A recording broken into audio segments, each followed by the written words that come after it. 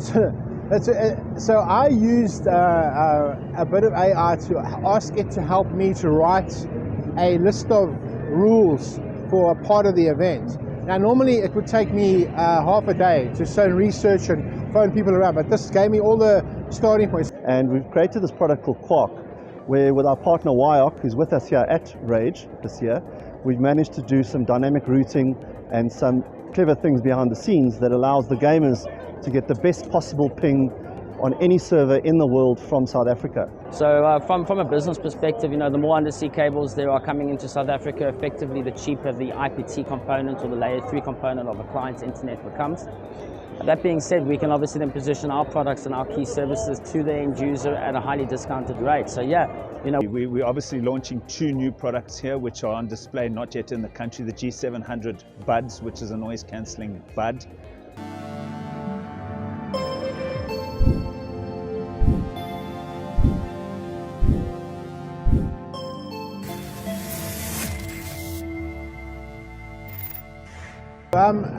It really has been great. I mean, Friday was like busy, but today is a real madhouse. There's so many people here, we can't even move around on the show floor.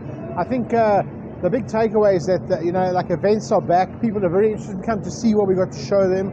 Lots of hands-on stuff. People are trying new things. So it's a very, very exciting atmosphere down on the show floor, and it's great to see the gaming community and the geek community come back together again. So basically, all the brands on the show floor are our partners.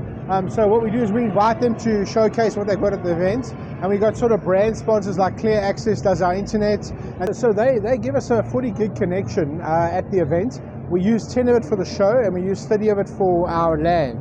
We haven't had any problems. Nothing's gone down, no lag, no problems at all. So for what they're supplying, it's a really, really great job. Look, it's just one of those things that everybody knows about, everybody's got to deal with. There doesn't seem to be a solution for it anytime in the future. So we just sort of time our events. We have backup generation here.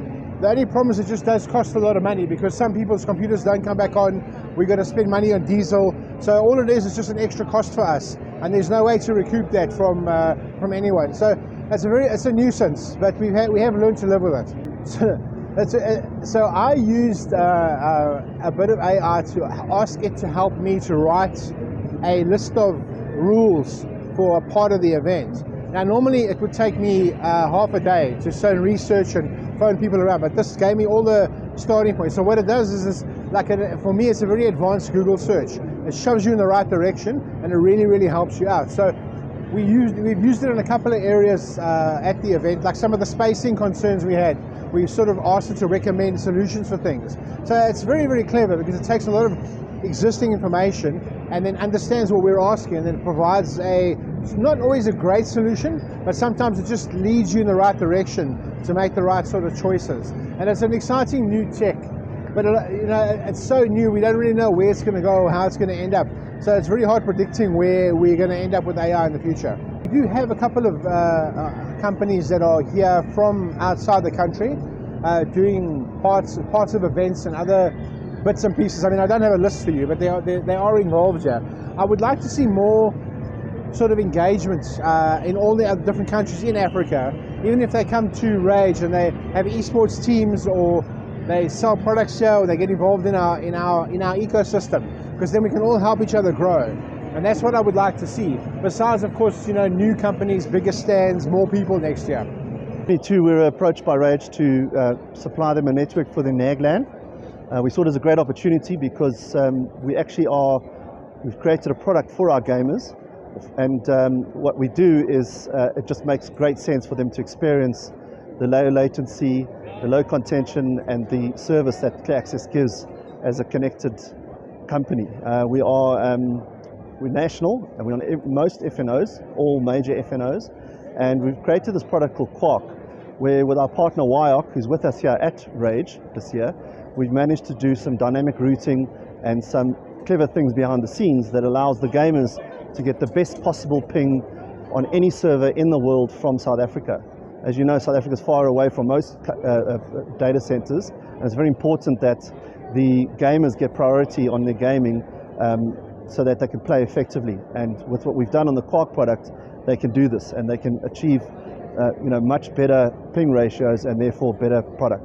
We are a fiber network company. We have our own network, so we're an FNO, but we're also an ISP. And there we hand over at all the major data centers around the country from whichever FNO it is, and from there we take care of the services that the Quark offer. So effectively any ISP, any FNO in the country, we can piggyback on and offer the Quark product. Why it's very, very important, because with them, we have presence on all 8 undersea cables. So we're not affected by things like trawlers or undersea cables being broken by submarines or whatever the case might be, because we have redundancy on all sides. Therefore, if you have an incident like what happened earlier this year, where you have 2 cables that go down simultaneously, on clear access, you're still up and running. You don't have a problem. It automatically takes over. So none of our customers were affected by the outages we had in the DRC and Ghana, and it just makes us a formidable player in this game. Clear access was built on the production industry and the media industry. So we have major media companies in South Africa that use us, some of them exclusively, and we have to deliver those services. We need to make sure we always have backup services, failover services available. Therefore, we have to make sure that we have those capabilities. We then obviously have to buy huge amounts of data internationally and IP transit internationally. So now that allows us to be able to offer a much better service to other companies, because we have that available. So with that in mind, we can literally give you a product like a Neutrino, which is a 1 gig per second product, which my colleague will talk about just now, which is designed for business at a price that is unheard of, and the quality of service is also unheard of. That's so for NAGLAN this weekend, we've got a 40 gig link that's coming in, and that goes straight out and through WIOC into the world. So we have no problem with all 600 gamers are on our Wi-Fi network as well, which has been delivered through a Juniper Mist network. So as far as Wi-Fi is concerned, we have a fantastic network there. And then also the fiber network that we have within the rAge to every computer is also proprietary. And obviously, to be able to deliver those kind of services, we need a huge amount of bandwidth. And that's why we've put here, and I believe it's the first time that we've had this much data in an event like this, where we're running a 40 gig network continuously throughout the event. I think what I've seen over the last year post-COVID is that COVID has really been a balancer, an equalizer in our industry. The days of other ISPs selling a 1 gig dedicated business fiber link with international capacity at 150,000 Rand, those days are gone. And I think COVID just brought those days up along a lot faster than what we had hoped, which is fantastic for us. We have our business services to our clients at prices that have never been seen or heard of in our industry. And we're really excited to introduce our product, in this instance, a Neutrino. We're pushing our Neutrino at 9,999 Rand a month, excluding VAT. And that is a dedicated 1 gig link for our SLA. We utilize these services with all of our backend partners. Our primary backhaul partner is DFA, Dark Fiber Africa. And they've been a great partner of ours. We are one of their larger buy commit holders nationally, and they've really, really done good for our business. Yes, absolutely. We've got some amazing partnerships that we're busy with. I mean, rAge is one of our key events of the year.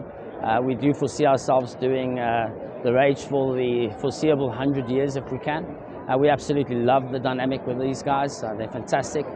Awesome people to work with, awesome people to absolutely grow a brand with and to grow a community with, and we're all about community.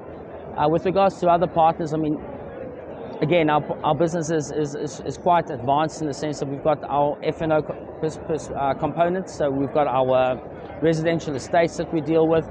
Those include Reflord, Century Properties, a whole lot of different companies. We do all of their work nationally for them. So that's a partner. I mean, these are key partners for us. Another one from a business perspective is Sodosia, for example, in the SEZ, which is obviously owned by the Department of Trade and Industry. We do a lot of business with key partners, and we're not limited to just Joburg or just Cape Town. We are a national ISP and a national FNO. We have both the ICASA licenses, which allow us to effectively deliver a service to our clients, regardless of where they are in the country and regardless of who the FNO is.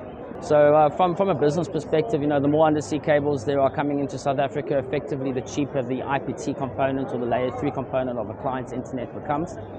That being said, we can obviously then position our products and our key services to the end user at a highly discounted rate. So yeah, we are on all of the subsea cables, all 8 of them, currently coming from Cape Town and then obviously from the Indies as well. The reality is for us is that when we take all of our partners and most of our partners, a lot of our partners are global companies like Google, like Facebook. These are the people that enable us to be able to offer the services that our clients at Clear Access have become accustomed to. And I think the effective part here is that we see a lot more happening in the industry with regards to key alignments and key partnerships. There's a few that we're working on right now that are pretty much at the end of the line. And those will put Clear Access about 40 years ahead of any other ISP in the country. So we're really excited about those, and we will absolutely reveal those as soon as they're done with ITWeb. Right, so AI is going to be around for, well, pretty much the rest of our lives. And Clear Access as a company has adopted AI in its very, very early development stages. Beautiful thing about Clear Access is that we actually have our entirely own development department that we created about 1.5 years ago that only specializes in coding and making our systems smarter, faster, and more reliant. From an AI perspective, I think quite a lot of our network relies on AI now. The reality is that a human brain can only do so much or only process so much at one point in time. We have built bots that enable our network to be more sufficient, more efficient, and ultimately deliver the service that our clients are accustomed to. So yeah, we absolutely love AI, especially when it works and it gives you the answers you need. And that's where we are with AI. We've adopted it 100%. So we're really excited about the participation. We invested quite a lot of time in the whole setup, and we've brought our brand and other consumable brands. So the gaming headsets that we do, there's 4 different, and we're just launching a new bud. So we wanted to see what the sort of response from the South African public would be, and it's just been overwhelming. Our stand's busy. A lot of people are giving us positive feedback on it, and we're seeing the power behind the InZone brand and it being synonymous with the Sony brand and the power behind the Sony brand.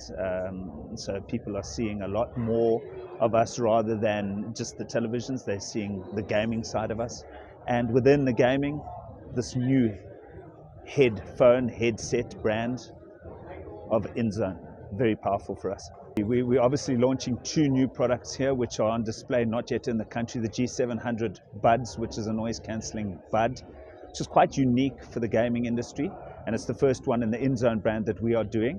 And then we're bringing in an additional wireless gaming headset with a more price conscious person to complement our 4 now overhead and over-ear headsets, and then this new WFG 700, which will launch into South Africa later on in 2024 in the sort of first quarter, and the response has been really, really positive on it.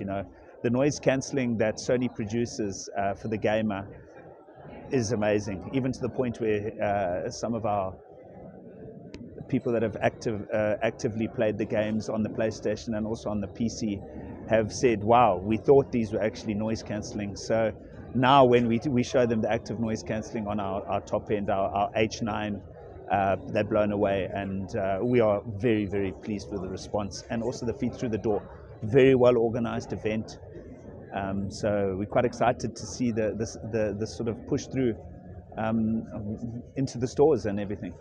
So a lot of our sort of, shall we call it, mainstream headsets, we've just launched a new WF1000 Mark V for the mainstream, which is the industry leading noise cancelling, which uses AI.